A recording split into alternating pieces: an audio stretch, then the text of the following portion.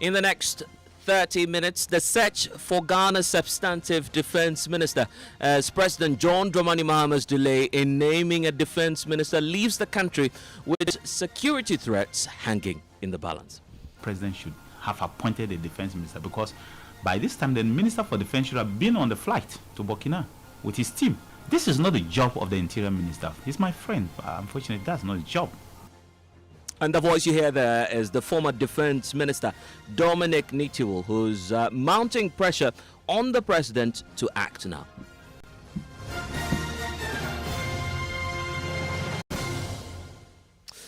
My name is Blessed Suga, and top story as always is brought to you by Telecel, connecting energies and holy insecticide spray and coil. Enjoy a holy sleep. Well, we know that President John Dramani Mahama has delayed in naming a substantive defense minister, and that option is leaving the country's security hanging in the balance. Well, 6 months after Dr. Omane Boamah's tragic passing, the office remains vacant, with Finance Minister Dr. Ofori filling that position as acting minister.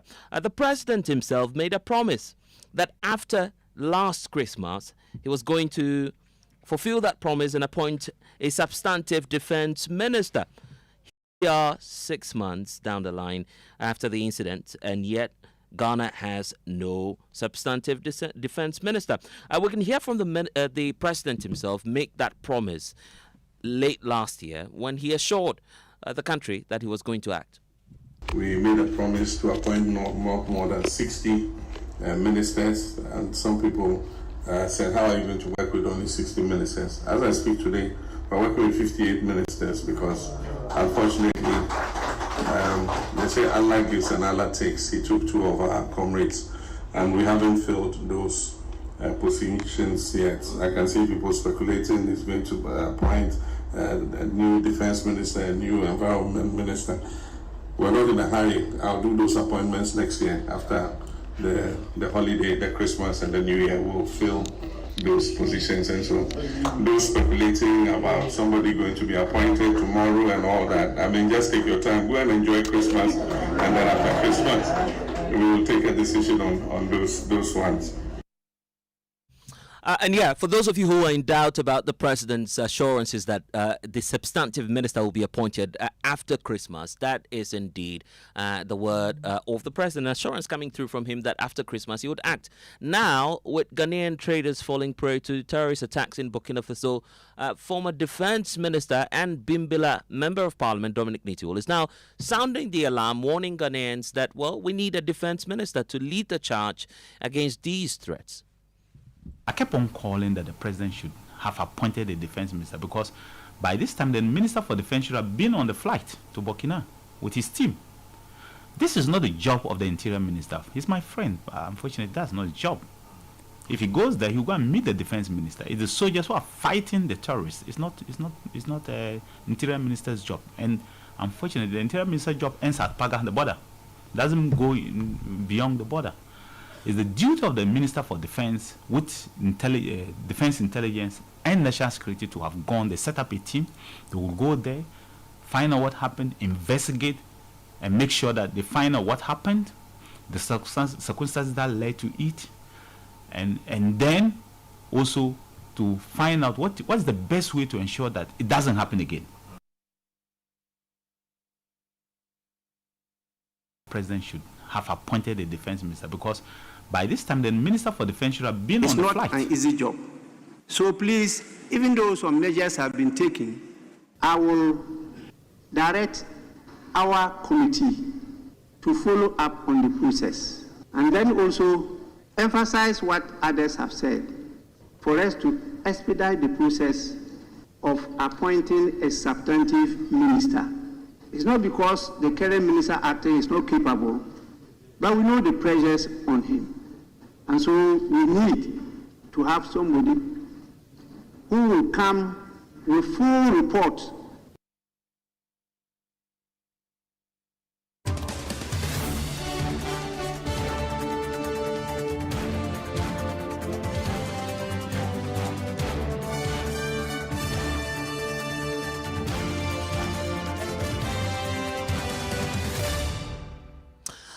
And you are with us on Top Story. Joining us now on the telephone lines is Felix Kwachiofosu, Minister of State, responsible for government communications. Thank you, sir, for your time. Just on a lighter note, is the president still in this Christmas mood, or is he out of the holidays yet? Well, the president is very, in fact, he's trying. And apologies, but we seem to be having a challenge hearing you. Probably you might want to reposition and let's give it a try again. Can you hear me, sir? Yeah, I can hear. Oh, okay. That's loud and clear now. Yes. Yes. So I was saying, it's in business, even design the change our his happiness, and as one number of us. So there's no about the fact president fully resume following it. And it's just quite unfortunate that we're having challenges having a stable connection to the government communications minister, Felix Kwachiofosu, who's just providing us some context there that the president is indeed in full swing and considering a number of factors. We'll get back to him shortly once we have that stable connection to him. But you just heard that the Speaker of Parliament also raised the issue, the need for the government and the president to act as fast as possible. Now we're having the challenge with many of our traders being attacked by terrorists in neighboring Burkina Faso. Is the reason for which all of these concerns are emerging. Probably we might want to try the line now and see if we have a more stable connection to Felix Kwachiofosu, who's joining us back now. Apologies, sir. We're having a challenge there. Is it better now? I can hear you. I can hear you. Yes. So you were saying the president's in full swing? Absolutely. Not to conduct. Not a good day for us, obviously, because of the connection and the challenges that we're facing. We'll, of course, re-establish that line for you now. But if you haven't heard, the former deputy, the former minister, defense minister himself, Dominic Nitiwul, has been adding his voice to that. Let's listen to it. I kept on calling that the president should have appointed a defense minister because the minister for defense should have been on the flight to Burkina with his team. This is not the job of the interior minister. He's my friend, but unfortunately that's not his job. If he goes there, he'll go and meet the defense minister. It's the soldiers who are fighting the terrorists. It's not the interior minister's job. And unfortunately, the interior minister's job ends at Paga, the border. Doesn't go beyond the border. It's the duty of the Minister for Defense with defense intelligence and national security to have gone. They set up a team. They will go there, find out what happened, investigate, and make sure that they find out what happened, the circumstances that led to it, and then also to find out what's the best way to ensure that it doesn't happen again. We'll return after this, plus more with the government communications minister. There are many reasons to connect, and it's all to put smiles on the faces of those you love. Daddy, thanks for the. That's okay. I love you. That's my daughter Angela. Kojo. Why? No papa Caring for my parents, that's my duty. I also get to pay my utility bills easily with Telecel Cash. And to the suppliers at my shop, hello sir, Telecel Cash payment received right on time. Thank you. I get to make them smile because I can pay to my suppliers' merchant numbers, even on other networks directly. My dear ones, we keep the connection stronger when our family, friends, and business relations are happy. Live on cash, enjoy convenience, and make those who matter smile when you send them money with Telecel Cash. Telecel, connecting energies. Couldn't sleep at night.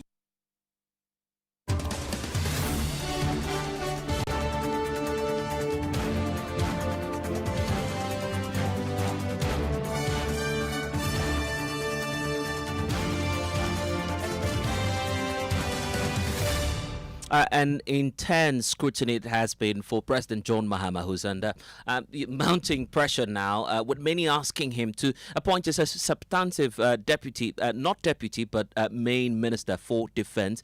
Joining us now is one man who's occupied that post as deputy defense minister before, Kofi Amankwa, who's joining us now. Good evening to you, sir. Thank you for your time.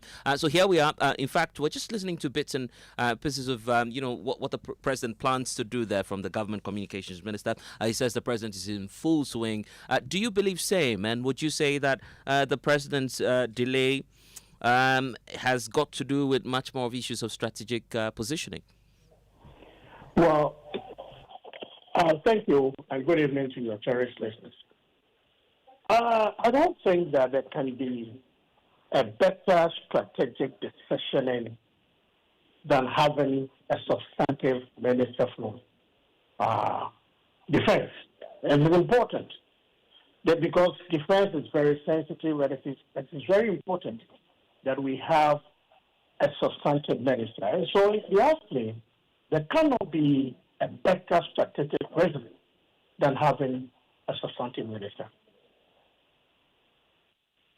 But what are the names in terms of the options the minority has been considering? Because I've had the minority leader point to some persons who he believes could serve, in that capacity. Do you feel it's a matter of not having a clear pathway in terms of the individuals who could serve in this portfolio?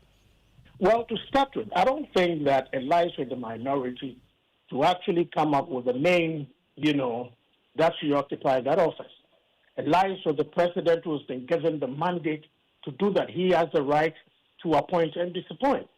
So yes, obviously the majority side have certain persons who have experiences with security work and all that. And so yes, they have all these area of people they can choose from. So for me, as the president is taking this time to have a substantive minister for the Ministry of Defense, then there may be something that he knows that we don't know. Yes, we can go ahead to mention names, but it does not really lie with us to appoint for him. That's that right. That's so prerogative. Yeah, I mean, educators, though, you've served in that capacity as Deputy Minister for Defense before. What does a country lose if we don't have a substantive minister? Mind you, we have the National Security Council still standing. You have the Chief of Defense Staff. You have the hierarchy of the military in full force. What else do we lose if we don't have one man serving as minister? We lose a lot. We lose a lot. Because there are certain decisions that minister can take, a substantive minister can take, that the CDS cannot take. There are certain decisions that minister can take that the deputy minister cannot take.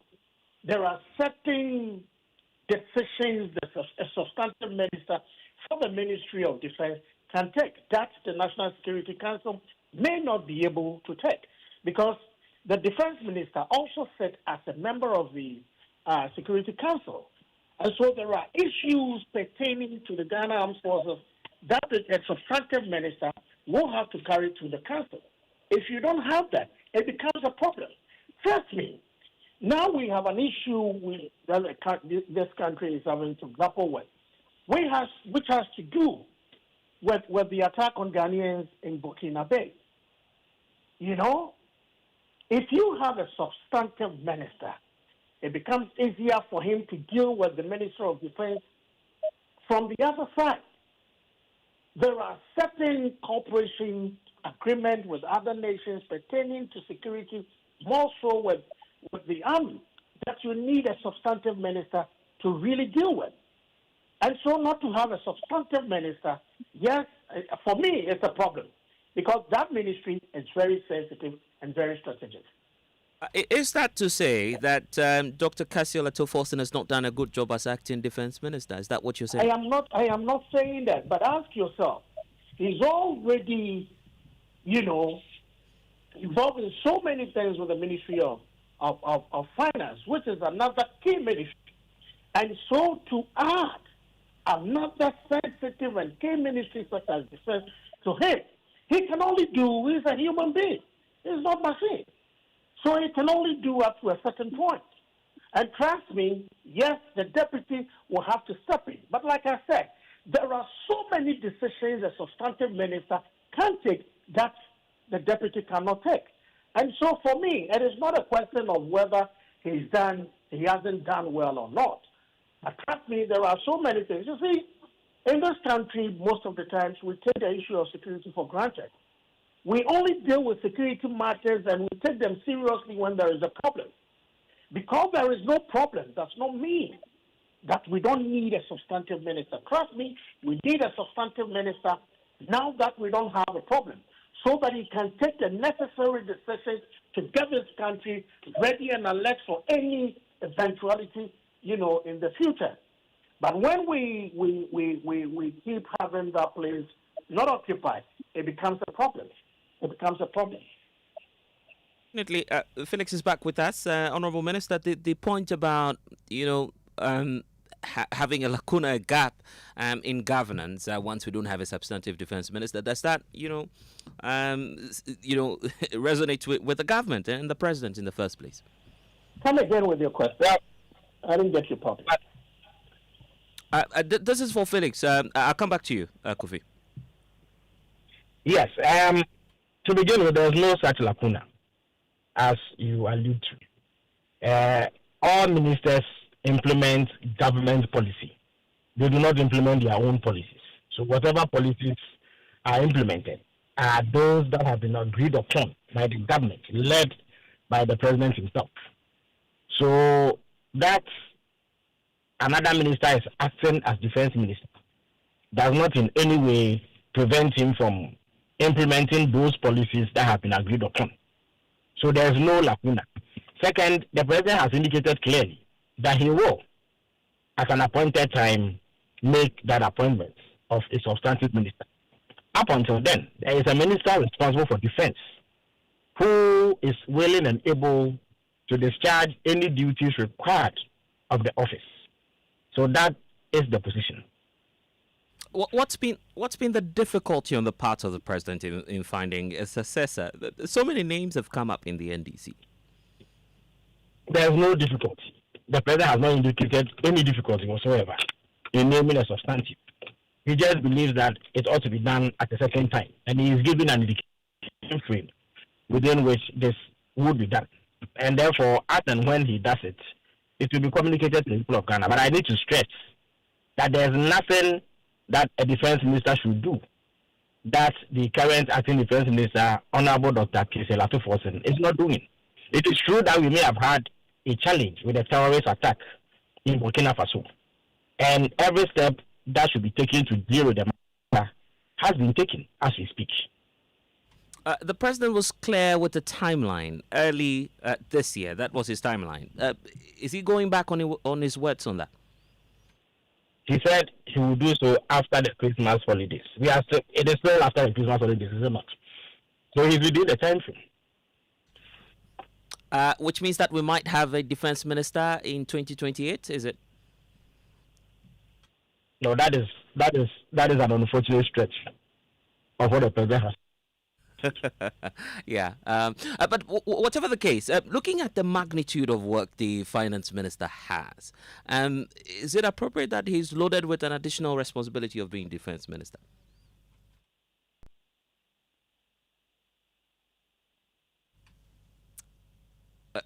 Can you hear me, sir? Okay. It appears that we've lost the government communications minister there again. Not a good day for technology. But Kofi, you've just had the justification from the government communications minister, and the president's still within his timeline, and pointing out to the fact that whatever it is that the government plans to do in building national security and defense is in full swing. Justified, right? So, my brother, that for me, that I really do not side completely with the minister. Yes, technically, there isn't a lacuna. There isn't a lacuna as long as we have a minister supervising that ministry.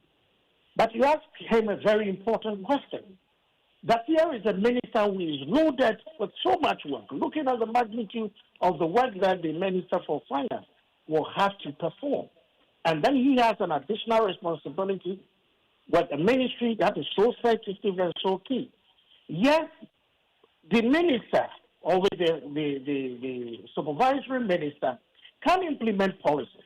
And ask yourself, how fast and how well is it going to be administered? For me, I am of the view, and clearly so, more so when I have been in that ministry, that if we have a substantive minister, We are able to do. We are able to implement government policies with speed that it needs. We are able to take all the necessary sensitive decisions that we need to take as a country to be able to put the country in readiness for any eventuality going into the future.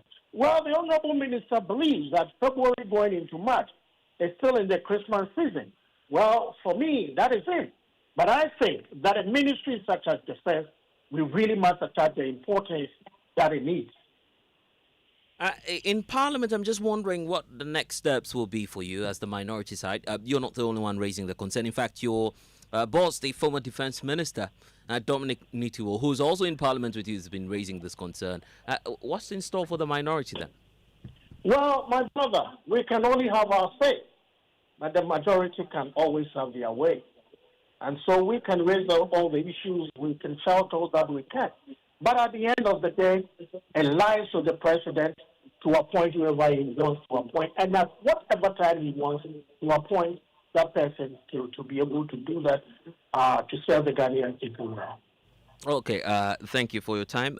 I want to bring in Kwesi Anin, who's a security analyst. Thank you for your time, sir. The point about not having a defense minister, any pointers for you as someone who understands, the security architecture of our country? What are the implications, sir? Well, I mean, if you have a substantive minister, he will have the file, he will respond to issues very quickly. But I think there are a lot of faults being peddled around. One, if we had a substantive minister, what would have happened would still have happened.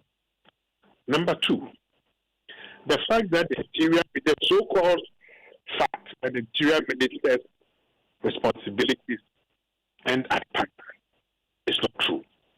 The president can clothe the interior minister with special powers to represent in any other country. And that is why, even at ECOWAS, we sometimes have junior ministers representing their country, but speaking in the name of their president. So we shouldn't do politics with what has happened. Do we need a substantive defense minister? Yes. Do we need to get a better grasp of what has happened in Burkina Faso? Yes. Why it happened? Why we need the intelligence that our tomato traders are trading behind enemy lines? Okay? Now, that is not the job only of the minister. That our intelligence is not pick up, that our tomato traders negotiate with terrorists so they can work in areas that are under a sovereign government attack. That raises more questions far and beyond having a substantive minister. So let's not trivialize this to play some of our domestic politics. No. There are much more serious, sensitive questions and multiple levels of failure that I think as Ghanaians we need to sit down and talk about. But I think we should give the president time. Nobody should rush it. Because if there is a failure, if there is a mistake, he's the one who is answerable to that failure and to that mistake. So nobody should rush him into making decisions at all. We voted for him, and he's the one we hold responsible. So he needs the time to make his choices and to make his decisions. And I repeat, even if we had a substantive defense minister, what happened in Northern Kingdom will still have happened. That is the mega multiple intelligence failure that we didn't pick up. That our traders were going that far behind enemy lines to trade and to come back. How were they negotiating? How were they negotiating? What were they telling the terrorists? Why were they even practiced? And what went wrong? This goes way beyond the substantive defense. Let's keep our eye on the ball. Right. Grateful for your time. Kwesi, security analyst with the Kofi Annan Institute. Also to you, Felix Kwachiofosu, Government Communications Minister, and to Kofi Amankwa Menu, former Deputy Minister for Defence. And that's it for Top Story. I am Blessed Soda. Next is Newsnight.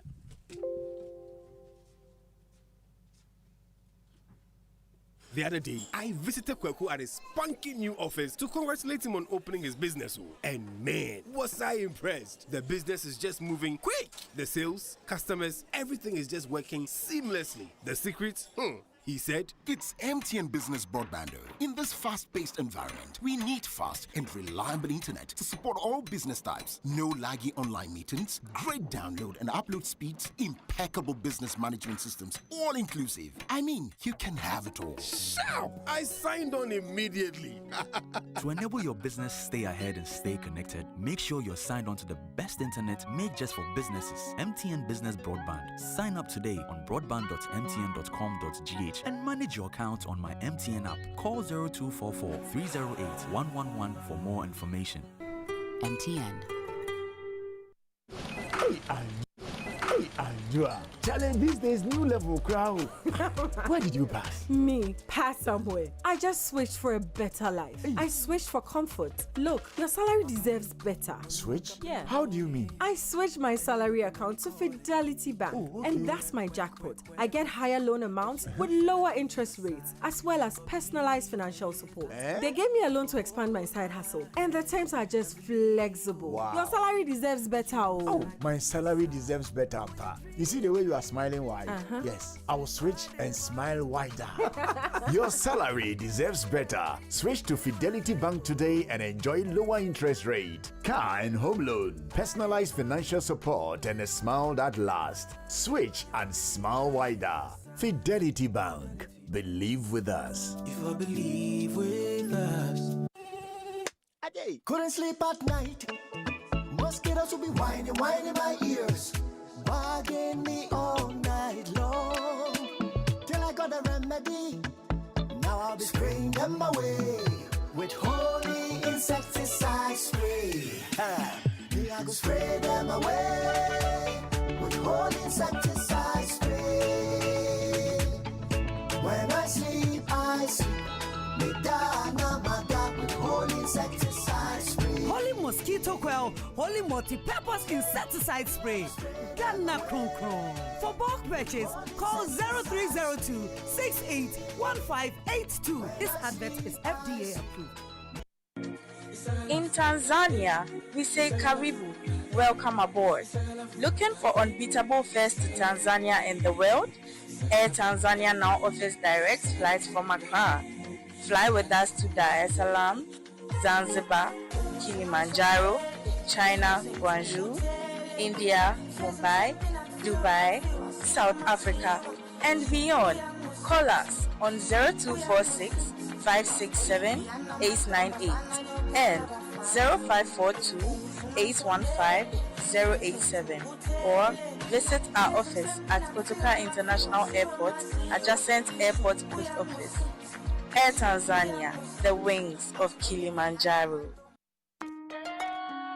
Son, we are so proud of you for setting up this hospital. I really love those hospital beds and waiting chairs. By the way, did you import them? No, Dad, I didn't. I actually got them from Kindle Books and Stationery right here in Ghana. Wow. We also bought our office supplies, safes, executive desks and chairs from Kingdom, and they gave us expert advice on how to set up our office. Guys, that makes 3 of us. I also got our sofa and bedroom sets, plus our dining hall furniture for our new home from Kingdom. Wow, Mom, that makes 4 of us. I usually get my stationery items from Kingdom, and my teacher also mentioned that our classroom furniture was provided by Kingdom. So there you have it. Whenever you're thinking about setting up an office or acquiring furniture for your home, etc., Kingdom Books and Stationery should be your first port of call. With over 40 years experience in the industry, we stock and supply a wide variety of globally sourced office and home furniture, stationery and equipment. Visit our head office, Takweje, Osu near the Osu Cemetery, Temania Community 4, Takoradi opposite Vijay Mays Plaza, Cape Coast, University Bookshop, Bookshop, Spintex Road near Absa Bank, Atomic, Centerpoint Mall, Winneba University Campus, KNUST, the University Bookshop, and Santasi in Kumasi. You can also visit our shop online, www.kingdomstoreonline.com. Hurry while stock lasts. For further inquiries, contact us on 050-162-0810 or 0302-764-101. Email info@kingdomgh.com. Kingdom Books and Stationery Limited, where quality and affordability is assured. Terms and conditions apply. Ramadan Kareem, a season of peace, blessings, and giving. Electroland Ghana Limited is bringing blessings into your home with special value deals on Samsung, TCL, Media, and NASCO. NASCO TVs from just $699, bottom fridge freezer from $1999, chest freezer from $1999, Samsung 6kg twin tab washing machine for 2,999 Ghana cedis, Samsung microwaves from 1,799 Ghana cedis, TCL 43 inches for 2,999 Ghana cedis, TCL water dispenser for 1,599 Ghana cedis, TCL front load inverter for 5,999 Ghana cedis, Media air cooler for 1,499 Ghana cedis, air fryer, juicer, stand mixer, and blender at all special Ramadan prices. Visit EGL showrooms and authorized dealers nationwide. Call us on 0503-159739 and on our website at www.electrolandgh.com. Electroland Ghana, bringing Ramadan value home.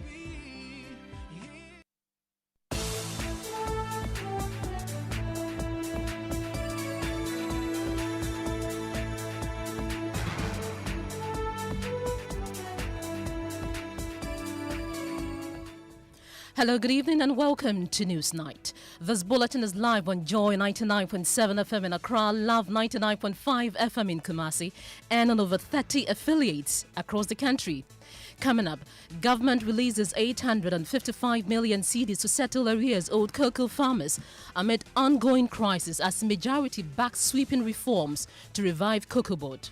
I'm happy to report to you that this morning, the government has released 855 million for the purposes of paying those outstanding obligations. We have details as a majority in Parliament says cocoa farmers must direct their anger at the NPP for what they describe as years of mismanagement in the sector. These are people that will have to line up and tell cocoa farmers it is the conduct of these people that denied the government of Ghana the resources to properly take care of you at this point in time. So that we'll give everybody a cane. Cocoa farmers will ship you in tow. Also tonight, proposed bill to overhaul national security architecture ignites fierce debate in Parliament as government moves to change the name of the NIB back to its original name of BNI. Unfortunately, we have a situation where when you say NIB, people are wondering whether you're talking about the bank or you're talking about the security agency. So, Mr. Speaker, one of the significant things that we are trying to do is to reintroduce the name BNI. Also, Center for Democratic Development Ghana raises concerns over growing unresolved ethnic conflicts as it reviews Ghana spends about 6 million cedis every month to contain the Boko crisis alone. The cost that it is imposing on us, Boko Security Task Force was costing 6 million a month, and that's, I don't know even if that's a conservative estimate. We're live at the CDD headquarters for its scoreboard on the John Mahama's administration, where the lack of proper coordination of NIMO's activities and inadequate prosecution is flagged as key challenges to the fight against galamsey. If you're a foreigner and you're arrested, you need to be prosecuted. Now the government comes out with a policy that says that, for foreigners, we have an arrangement with our development partners, so we'll let them go. And then you jail your own people. In business, Cocoa Board promises to clear all debt owed license buying companies after it advanced more than 1 billion Ghana cedis this week. In sports, in sports minister rallies nationwide support for the sports fund as he donates his 2-month salary to the initiative. And a bit later, chop bars to get a glow up as the Ghana Tourism Federation rolls out a plan to transform chop bars across the country into top-notch culinary destinations. Last week, I put a team together to collect data of all the chop bars so we can redesign and remodel them. So basic thing, have a washroom, proper place to sit. When this is done, I believe it will enhance the food service delivery. The latest of these and many other stories are coming up in the next 60 minutes. You can be a part of this show by sending us a WhatsApp on 055 11 11 997. My name is Kenneth. Gyasi. My name is Ofori. Details shortly.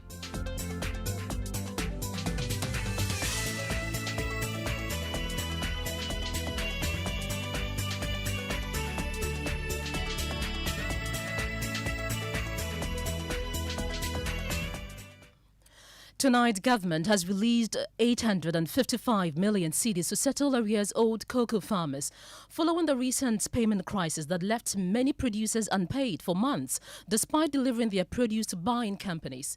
Now, in the wake of the crisis, government has announced a sweeping package of reforms aimed at stabilizing and restructuring the cocoa sector, including a controversial reduction of more than 1,000 cedis in the producer price per bag. Speaking to journalists in Parliament, Chairman of the Finance Committee, Isaac Adungo, defended the measures, insisting they are necessary to restore financial stability and place cocoa board back on a sustainable path. We have heard a lot of comments from our colleagues, and they have tended all of a sudden to pretend as though they are the people who love the people of Ghana, when Ghanaians were very clear that they were enemies of Ghana and didn't want them near the Flagstaff House anymore. The bottom line of all that has happened is that some amounts were owed to cocoa farmers, and the government took a decision to repay those monies so that the cocoa buying companies can settle those outstanding obligations. I'm happy to report to you that this morning the government has released 855 million for the purposes of paying those outstanding obligations. But permit me to say, ladies and gentlemen, that we have decided to introduce a number of reforms. But those reforms that we are introducing are reforms that are long overdue. The cocoa sector has been under enormous strain over the years, and we have pretended to be servicing cocoa farmers, when in fact what we have done is to destroy the vehicle that we are using to support the cocoa farmers. Well, Parliamentary Affairs correspondent Kweku Asante joins us with details from that press conference. So, Kweku, the majority insist that the current cocoa board crisis was caused by the S12 NPP. And they argue that the previous administration cannot now shift blame onto the current government. What reasons did they give? Well, yes, well, they speak about a litany of issues that they said plagued cocoa board under the S12 administration. They talk, for instance, about cocoa roads. They say the government committed at the time more than 20 billion Ghana cedis on roads, and all of that sank cocoa board into a much deeper debt stress, and that is why they were unable to pay cocoa farmers for so long. According to Isaac Adungo, they in the NDC have taken responsibility of the situation as it is now, but they do not expect the kind of rhetoric they are hearing from the NPP. Cocoa board entered 2025 with roughly 17.8 billion in loans, plus significant operational liabilities. So loans alone was about 17.8 billion by the beginning of 2025. And if you add this to other obligations, you will soon come to realize that at this point, Cocoa Board was bleeding with an exposure of over 60 billion Ghana cedis. Certainly, that vehicle could not be sustainable and needed to be addressed. I just want to tell you something simple. You know, what is the name? If you have a basket in which you put water to drink and the bucket is leaking, do you fit the leak before you put water inside? Or you continue to put the water inside hoping that some will be left for you to drink? You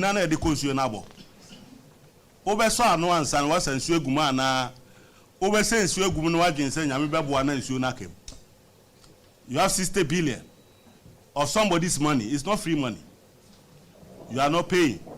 And you are saying that we should continue to even go and borrow more.